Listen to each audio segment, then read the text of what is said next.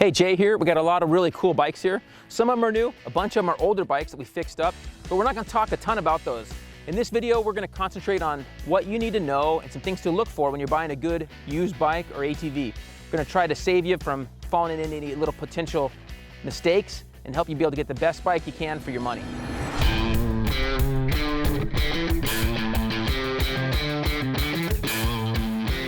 So first we're gonna start with a kid's bike. Right here is a CRF 50, very popular bike, a great bike for a little kid, not a great bike for an adult. And that's one of the things that happened when the boom was going on with these little 50s. Adults are riding these things, putting big bars on them. And if you're looking for a 50 for your kid, a small bike, shy away from anything like this, because it means it's been ridden hard, first of all, by big guys. So the bike, like in this case right here, a little kid can't even ride this bike anymore because the bars, even if we lower them back, aren't in a good position for the rider. The stock bars are a much better fit for a kid riding a 50. So this thing, the throttle cable doesn't work very well. We got this bike running for a buddy of mine, but really for his kids, it's not a good bike for him. Tons of things wrong in the front end. Like I said, you have to get a new triple clamp here and bars, so gonna cost more than it's probably worth to get it back to stock condition here. The thing's been really beat up, brake levers, shift lever bent, our chain adjusters are bent, lots of items not in optimal condition on this thing. And so when I see a bike like this thing's not worth more than $100, $200 like this, because it needs too many parts to make it good for a little kid. So I would shy away from a bike like this for a little kid. One of the things when they switched this setup, there's no throttle stop anymore. And for a little kid on a 50 or a 70 or a PW50, it's nice to have a little throttle stop so they can just go quarter throttle, half throttle, and work their way up. This bike's been modified, heavily, so I'd recommend, again, shying away from something that's been this heavily modified for a safety-wise. You see, it's just completely beat up. The bike's not worth a lot. Okay, so here's a CRF 70, a little bit beat up, but all stock. Got a grip that's beat up. It has the kickstand where our 50 didn't have the kickstand. It had been removed because they were racing big guys. So it has a kickstand, which is a great feature for a kid. Still has the throttle stop potential. You can, all stock bars, which is a great fit for a kid to sit on this thing. And little Hondas like this run forever. If you leave them like this or close to stock, they're great. So this one has a stock shifter, chain adjusters, everything's in good condition.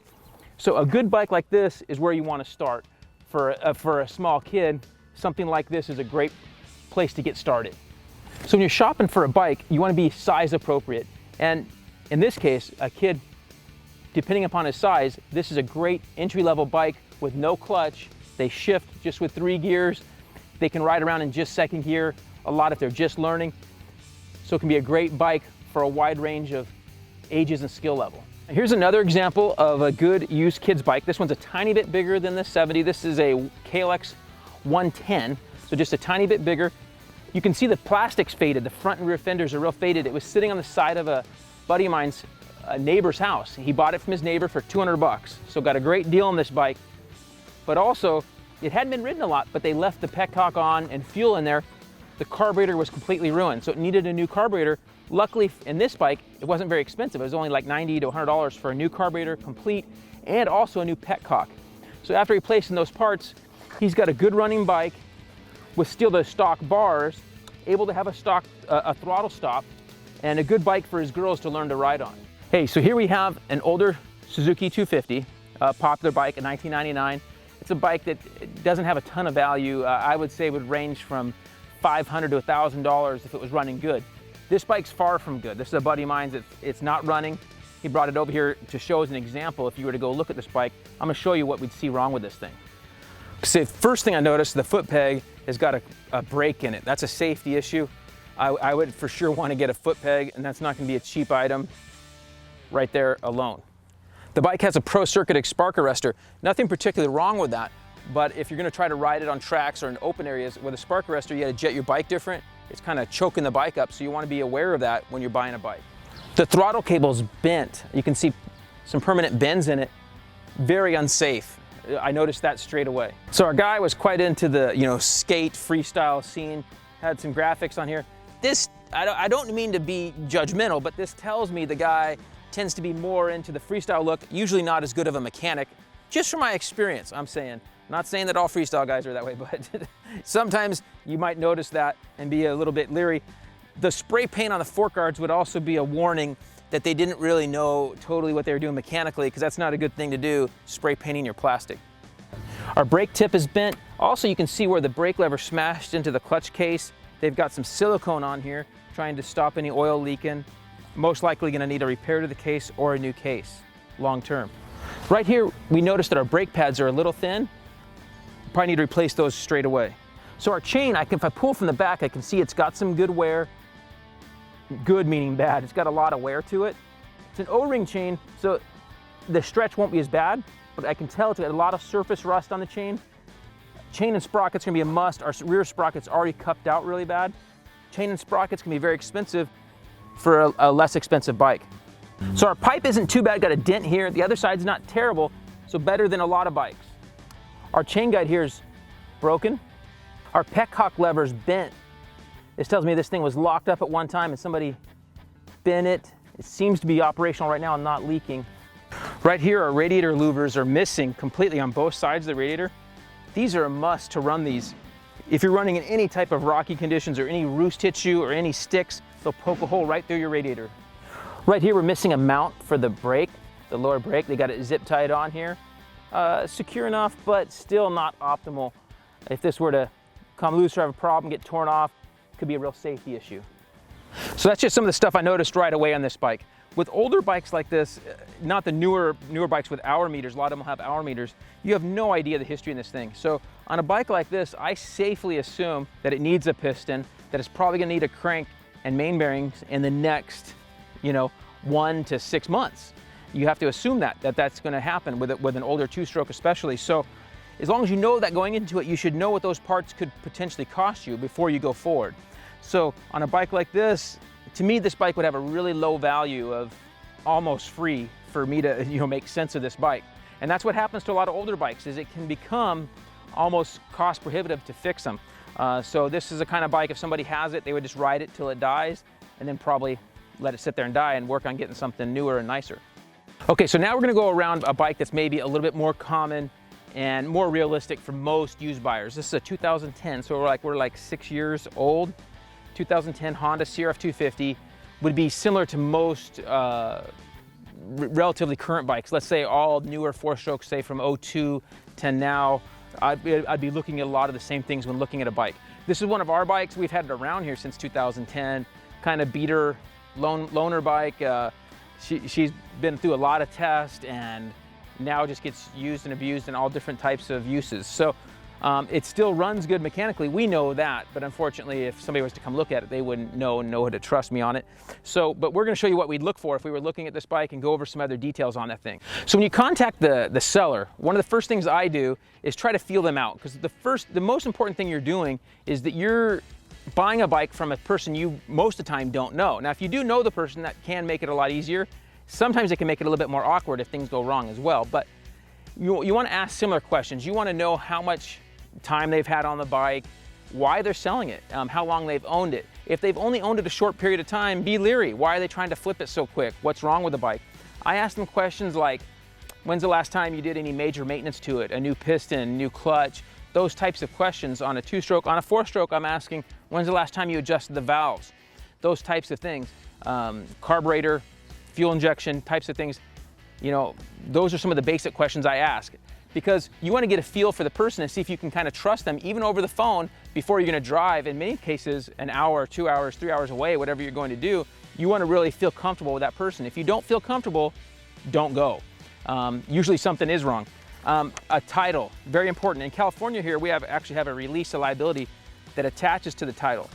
I ask them if the title is in their name. So when I'm talking to the person, I say, is the title in your name? And they'll say, yeah, I got the title. Do you have the title in your name? If this release isn't attached to the bike, then I'm usually a little bit leery. Title problems can be a real hassle and really slow you down in the future. And if you don't have a clean title, it can make it very difficult for you to sell the bike in the future. If you want to sell it a year or two later, it can be very difficult without a clean title. So you want to make sure you have a clean title in their name. If there's any problems with title, what I do is I suggest that we meet at the DMV or a AAA type place to get the title worked out between us and get the sale done at a place that can take care of the title for both parties at the same time. So a couple things I've also learned is if a seller only wants to talk with you via text messages, stay away. Something's fishy.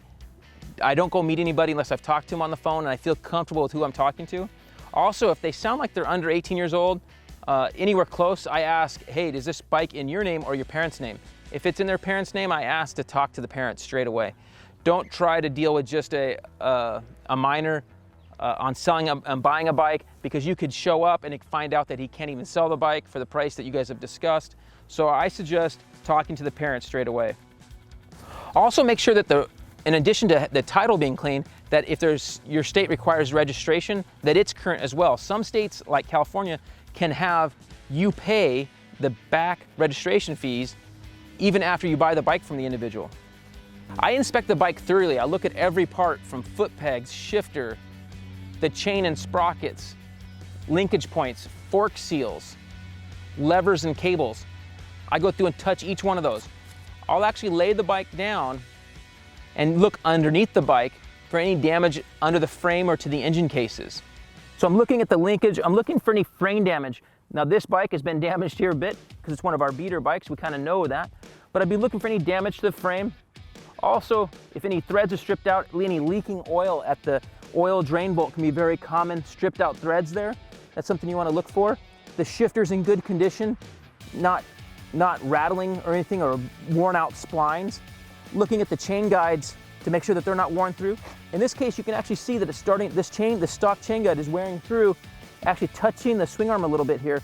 And I only noticed that because we laid the bike down. So now I'm gonna do the same thing. I flip the bike on the other side, and I'm gonna feel around here, look around for any damage. If the bike has a skid plate, I would remove the skid plate. Ask to remove the skid plate and look at it. So pipes can be very expensive. This one's got an aftermarket pipe. It's in fairly good shape. We can see that it's not too terribly burnt up. Probably could use a repacking, not too many dings in the head pipe. The radiators are very expensive on bikes. This one's got radiator braces and nothing seems to be leaking. I always open the cap and inspect inside to see if I see water inside. Okay, so now some of the maintenance items I would look at this bike is I would ask to be able to remove this seat and actually pull the air filter off and look in with a flashlight to see if there's any dirt in the air boot. That's a real common way to tell if they're doing good maintenance or not, if their air filter's in good maintenance or not. Very easy to see that. So, and if they're leery of you looking at anything like this, then I would probably shy away from it. Another thing you can do is removing the oil filler plug. You can stick your finger in there and tilt the bike, have your buddy help you tilt your bike over towards you until you get oil in your finger. And when you get oil in your finger, look, you can smell it, see if it smells burnt, if it looks fresh or not, those types of things. And before you go to look at the bike, you could ask him when the last time he changed the oil is, and he'll say, oh, last week. And then if you check it and it's all black, you know the guy's not telling you the whole truth. So that's something I would consider too. So checking the oil on this Honda, there's oil on both sides. I would check both sides of oil, check the water, check the air filter, check the compression. In this case, this bike has lots of compression. And then now you're ready to go ride the bike. Start the bike up. Sometimes you'd be leery if the bike is hot when you get there. That means the guy started it before you got there. A lot of times they do that because they don't start well. So they want to start it before you get there so it's going to be easier to start. So kind of keep that in mind as well. I mentioned having your buddy help you. It's important to bring somebody if you can, so you're not alone, for your safety, and also someone to help keep you level-headed too, so you're not making a decision based on your excitement to go riding that weekend, but he's keeping you calm. You're going to be patient, because that's the key when you're going to buy a used bike or ATV, is you're not letting your emotions get ahead of you. You're going to make the best decision you can. So I suggest having somebody help you look the thing around. In this case, the triple clamps, really nice and smooth. I know that because we've rebuilt them. So this bike doesn't look awesome, but we know inside it's in pretty good shape. We rebuilt the engine recently. And those are all the questions I'd be asking when I'm looking for a used bike. So a lot of times I see used bikes that are really got pretty plastic and graphics on and maybe shined up with some SC1 to make it look nice, but internally isn't very good. So when you go try it out, you need to feel that it shifts through all the gears good, everything feels good. Come back, see if it starts right up again. And of course, there's different price points for bikes. And so you need to know what your budget is for this particular bike. On this particular bike out here in California right now, This bike can probably go anywhere from 2,500 to 3,500 range right now for these types of bikes. 2,500 if it's just beat and roached out. And so you want to know your price range and you know where you want to be. And I like to kind of rough out the price situation before I go. So I say, hey, if everything's like you say it is, I'm willing to pay this. Are you willing to accept that? And when you get there, if it's not what you think it is, then I just usually leave. I don't try to talk them down if it's not what I'm hoping for that price. So you make a fair offer and go from there. Again, make sure you got a title. Clean title is very important. And don't let the emotions get the best of you. So take your time in looking for a good used bike. Look over every component you can think of, lay it on its side, check oil. All those things are important. At the end of the day, it is a gamble and a risk. So what I always say is, more than anything, especially if it's a bike like a one-owner bike, you're buying it from that individual, so you have to trust that individual. So when you're buying it from that guy or that lady, whoever it is, if you don't trust them, then you might want to step away, because that's what you're buying, is you're trusting them that they're telling you the truth on the condition of the bike. So hopefully that helps some and you can get a good bike or ATV for you soon.